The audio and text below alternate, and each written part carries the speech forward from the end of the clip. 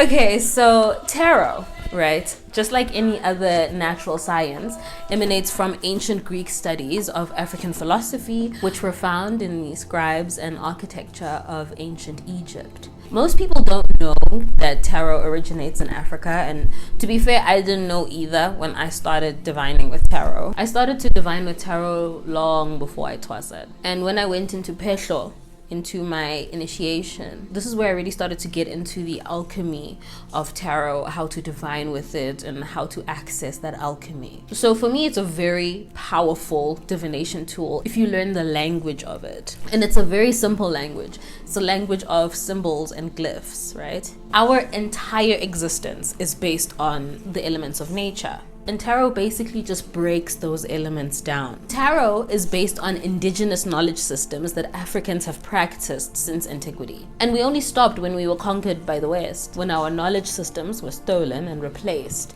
with belief systems. The greatest Greek and Roman empires were built on knowledge that they took from Kemet. The greatest mathematicians, philosophers, and scientists of these empires were students of African indigenous knowledge systems that we now think of as foreign, Western belief systems, like astrology, which is basically just an African timekeeping system that was written in our temples, because time is governed by the cosmos, by our solar system, which is why astrologers, astronomers, and astronauts are so invested in what goes on above us. As above, so below. It's the main law of nature. The original African calendar is a map of that law. It's a guide to how nature works. So tarot is an extension of this map / guideline, and it allows us to interpret how we ourselves are influenced by the elements of nature. So all these principles were documented in Kemet and can still be found in the museums that they've been distributed to in the various lands of those who stole them. They continue to study them and to use them to develop their own systems. Now, when we look at our indigenous knowledge systems,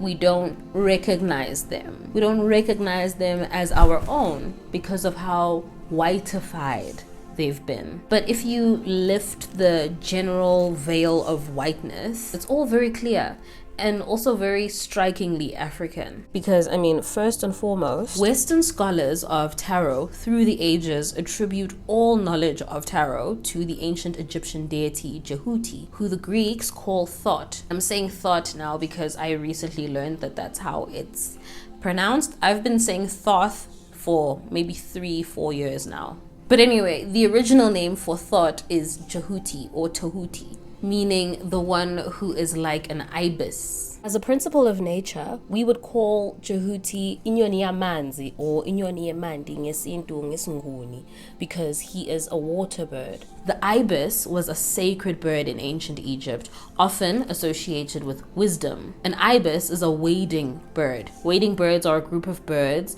that walk in natural bodies of water like rivers, lakes, oceans, etc. to get food. They've got tall beaks, tall necks, tall legs, even long toes. Those features allow them to, or enables them to eat from the waters. African creation stories often acknowledge water as the first element in existence and a carrier of ancient memories. The water cycle shows the continuous movement of the same water within our atmosphere.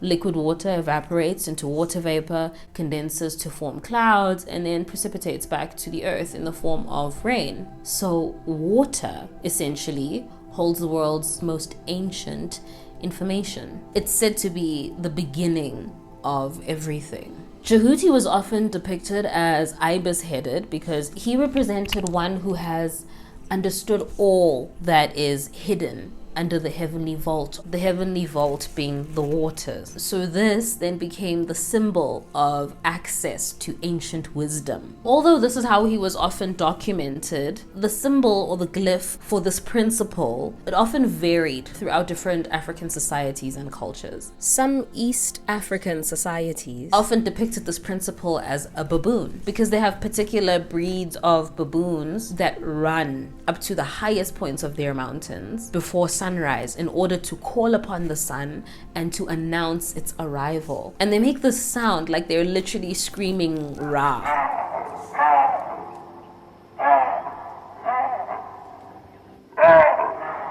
Which is where the name Ra is believed to have come from. So in this way, Djehuti represents the voice of Ra, the principle of communication. He appears throughout the ancient Kemetic texts as the creator of language and writing, the inventor of the hieroglyphic system. He is the god or the neter of wisdom, magic, and science. Our gods just come from natural principles. They come from nature, which is why we call our gods, or why we called our gods, neteru. Principles were also gendered by the elements which ruled them. Air is the element in nature that governs thought, or thought. The element of air in any astrological interpretation will always govern intellect, wisdom, and communication. Air is an active element of nature, as opposed to earth and water, which are passive. So active elements like fire and air are said to be masculine, while passive elements are feminine,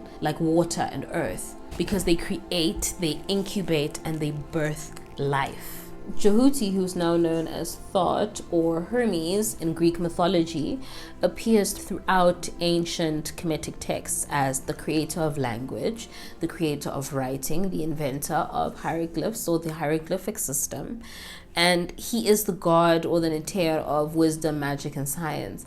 Our Kemetic ancestors often refer to him as the messenger of the gods and the keeper of sacred scribes. He's the one who brought us Meduneter, the language of antiquity. Are you gonna do this with me? Want some makeup? Djehuti was said to be the neter that brought us Meduneter, which is the language of the gods. So among these inscriptions, of course, is the ancient Dendera in the Dendera temple. The ancient Dendera is basically the first documented zodiac wheel in history. Our ancestors imprinted it into the ceiling of the Dendera temple as their measurement of time and the seasons, because the solar cycle obviously governs every aspect of natural and human life. Are you into what I'm saying? Are you into it? Are you gonna subscribe to my channel? No? Okay. So Djehuti, as a scientific principle, breaks through mental barriers, allowing for sacred knowledge to be revealed, particularly cosmic memory and access to ancient wisdom. This is the deity that helps us in our quest to discover ancient knowledge. Tarot is basically a set of glyphs that break down the solar cycle, the cycle of creation, and the cycle of life and death. Tarot is the key to understanding how the natural elements influence us and how they govern us. Djehuti is the author of the law of correspondence, right? As above, so below. The major arcana of tarot are called the Atu of Djehuti, which means the houses of wisdom, and it's 22 of them. 22 keys which are meant to guide you through your constant cycle of death and rebirth. So the keys basically make up the first 22 cards of the tarot. Then there's 40 cards which correspond to the deacon spirits of the zodiac wheel, and then there's 16 court cards which relate to the 4 elements within the 4 worlds. Tarot describes the nature of divinity, and it also gives you ways of knowing the divine. When you go into any crystal shop or any tarot shop or any store that sells tarot and you ask for the original tarot deck, they will always automatically give you the Rider-Waite tarot deck, which is very whiteified. In my tarot classes, I explain the history of the tarot decks and how they came to be and why this is the actual original tarot. The tarot classes are designed to basically give you an understanding of how tarot works so that you're not just cramming the meaning of each card. I was thinking of getting into a little bit of the specifics of it, but then I figured, number one, it's going to drag on too long, and number two, it wouldn't be fair for the people who actually pay for the tarot classes. If you're interested in joining the tarot classes, you can check out our website for details on the availability and for the dates and times of certain class sessions, for the prices, all of that. Otherwise, you can just subscribe to the channel. I know I will be at some point talking a little bit more about tarot, but I just wanted to start off with an introduction as we ease into the winter season. The winter season is coming up for us in the southern hemisphere. I want to use that time of isolation to also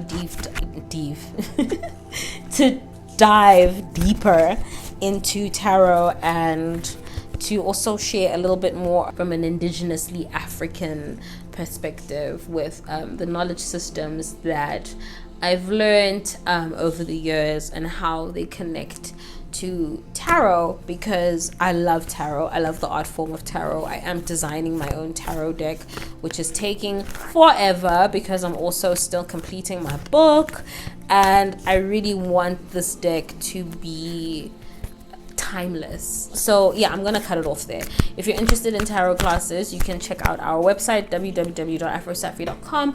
Otherwise, please make sure that you subscribe to the channel. Lots of love, lots of light. Please take care of yourselves.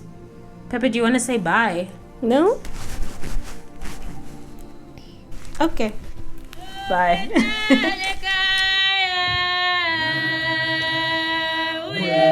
Indombe